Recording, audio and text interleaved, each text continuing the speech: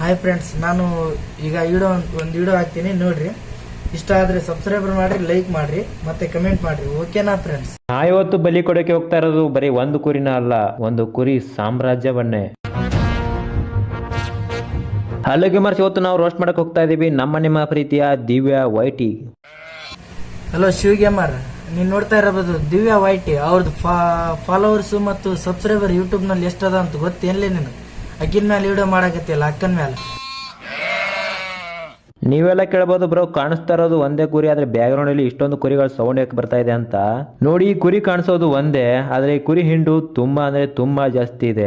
ಮತ್ ನೋಡ್ ನಿನಗ್ ಶಿವ್ ಗೇಮರ್, ಕುರಿ ಎಲ್ಲಾ ನಿಂಗೆ ಹಾಕೊಂಡ್ ಕಾಲ್ದೊಳಗ್ ತುಳುಗಿಟ್ಟಾರ, ನೋಡ್ಕೊಂಡ್ ಅಡ್ಡಾಡು. ಈ ಕುರಿಗಳ ಹಿಂಡಲ್ಲಿ ಒಂದು ಗಂಡು ಕುರಿನೂ ಇದೆ. ನೀವೆಲ್ಲ ಹೇಳ್ಬೋದು ಬ್ರೋ, ಗಂಡು ಕುರಿ ಇರಲ್ಲ, ಟಗರು ಇರುತ್ತೆ ಅಂತ.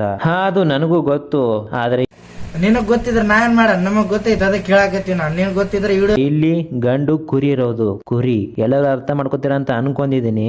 ಈ ಕುರಿ ಸೌಂಡ್ ಯಾವಾಗ್ಲಾದ್ರೂ ಮಾತ್ರ ಒಂದೊಂದ್ ಸಾರಿ ಅಷ್ಟೇ ಬರುತ್ತೆ. ಈ ಎಲ್ಲಾ ಕುರಿಗಳ ಹಿಂಡನ್ನ ಬಲಿ ಕೊಡಕ್ಕೆ ಹೋಗ್ತಾ ಇರೋದು ಯಾರು? ಈ ಎಲ್ಲಾ ಕುರಿ ನೀ ಬಲಿ ಕೊಡಕ್ ಹೋದ್ರೆ ನಿನ್ನ ಬಲಿ ಕಡ್ಯಾಕ್ ನಾ ಬರ್ತೀನಿ. ಅರುಣ್ ಗೇಮರ್ 07 ಇಷ್ಟ ನೋಡ. ಶಿವ್ ಗೇಮರ್